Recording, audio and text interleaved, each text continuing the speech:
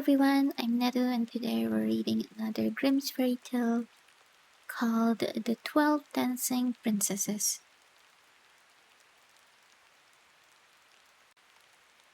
There was a king who had 12 beautiful daughters.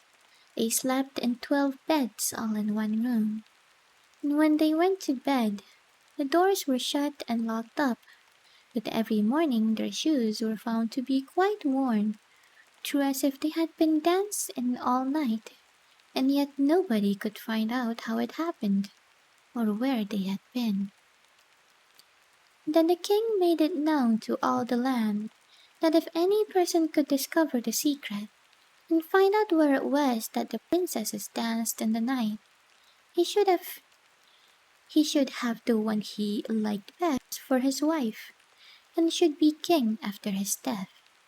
But whoever tried and did not succeed, after 3 days and nights, should be put to death. The king's son soon came. He was well entertained, and in the evening was taken to the chamber next to the one where the princesses lay in their 12 beds. There he was to sit and watch where they went to dance, and in order that nothing might pass without his hearing it, the door of his chamber was left open. But the king's son soon fell asleep, and when he awoke in the morning, he found that the princesses had all been dancing, for the soles of their shoes were full of holes. The same thing happened the second and third night, so the king ordered his head to be cut off. After him came several others, but they had all the same luck, and all lost their lives in the same manner. Now it chanced that an old soldier, who had been wounded in battle and could fight no longer, passed through the country where this king reigned. As he was traveling through a wood, he met an old woman, who asked him where he was going. "I hardly know where I am going, or what I had better do," said the soldier, "but I think I should like very well to find out where it is that the princesses dance, and then in time I might be a king."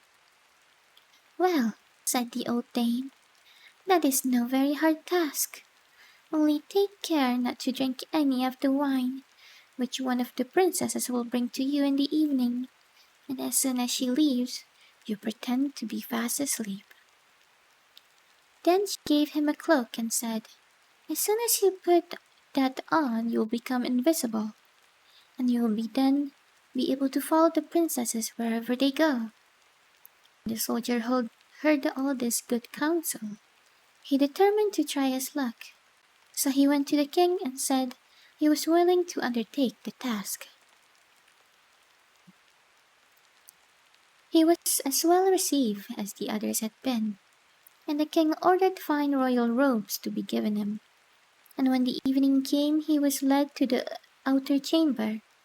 Just as he was going to lie down, the eldest of the princesses brought him a cup of wine, but the soldier threw it all away secretly, taking care not to drink a drop. Then he laid himself down on his bed, and in a little while began to snore very loud, as if he was fast asleep. When the 12 princesses heard this, they laughed heartily, and the eldest said, "This fellow too might have done a wiser thing than lose his life in this way." Then they rose up and opened their drawers and boxes, and took out all their fine clothes and dressed themselves at the glass, and skipped about as if they were eager to begin dancing. But the youngest said, "I don't know how it is while you are so happy. I feel very uneasy. I am sure some mischance will befall us." "You simpleton," said the dearest, "you are always afraid. Have you forgotten how many kings' sons have already watched in vain?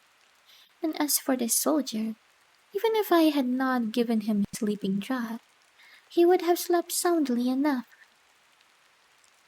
When they were all ready, they went and looked at the soldier, but he snored on, and did not stir hand or foot, so they thought they were quite safe, and the eldest went up to her own bed and clapped her hands. and the bed sank into the floor, and the trap door flew open. The soldier saw them going down through the trap door, one after another, the eldest leading the way, and thinking he had no time to lose, he jumped up, put on the cloak which the old woman had given him, and followed them. But in the middle of the stairs he trod on the gown of the youngest princess, and she cried out to her sisters, "All is not right! Someone took a hold of my gown!" "You silly creature," said the eldest. "There's nothing but a nail in the wall."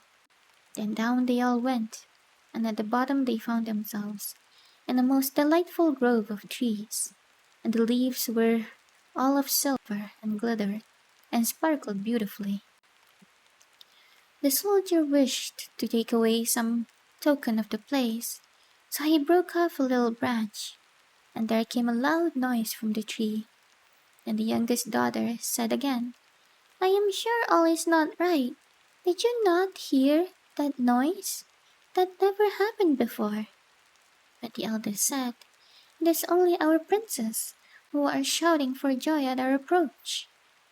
Then they came to another grove of trees, where all the leaves were of gold, and afterwards to a third, where the leaves were all glittering diamonds.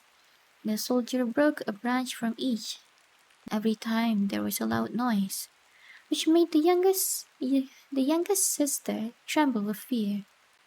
But the eldest said it was only the princess, who were crying for joy. So they went on till they came to a great lake, and at the side of the lake there lay 12 little boats, with 12 handsome princes in them, who seemed to be waiting there for the princesses. One of the princesses went into each boat, and the soldier stepped into the same boat with the youngest. As they were rowing over the lake, the prince, who was in the boat with the youngest princess, the soldier said, "I do not know why it is, but though I am rowing with all my might, we do not get on so fast as usual, and I am quite tired. The boat seems very heavy today." "It is only the heat of the weather," said the princess. "I feel it very warm too." At the other side of the lake stood a fine illuminated castle, from which came the merry music of horns and trumpets. There they all landed, and went into the castle, and each prince danced with the princess, and the soldier, who was all the time invisible, danced with them too. And when any of the princesses had a cup of wine set by her, he drank it all up, so that when she put the cup to her mouth it was empty. At this too, the youngest sister was terribly frightened, but the eldest always silenced her. They danced on till 3 o'clock in the morning, and then all their shoes were worn out, so that they were obliged to leave off. The princess rowed them back again over the lake, but this time the soldier placed himself in the boat with the eldest princess, and on the opposite shore they took leave of each other, the princess promising to come again the next night.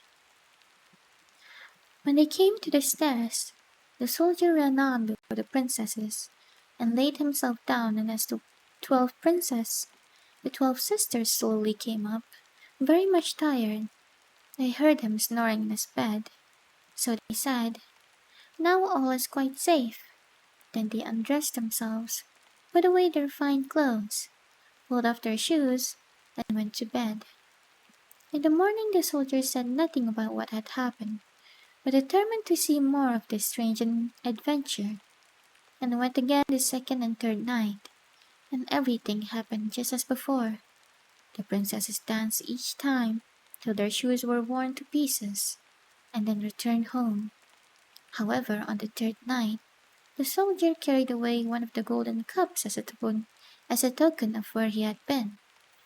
As soon as the time came when he was to declare the secret, he was taken before the king with the 3 branches, the golden cup, and the 12 princesses stood listening behind the door to hear what he would say.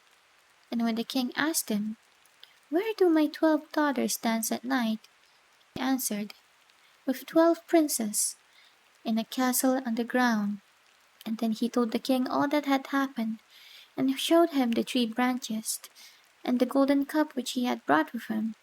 Then the king called for the princesses, and asked them whether what the soldier said was true. When they saw that they were discovered, that it was of no use to deny what had happened, they confessed it all. And the king asked the soldier which of them he would choose for his wife. And he answered, I am not very young, so I will have the eldest. And they were married that very day. The soldier was chosen to be the king's heir.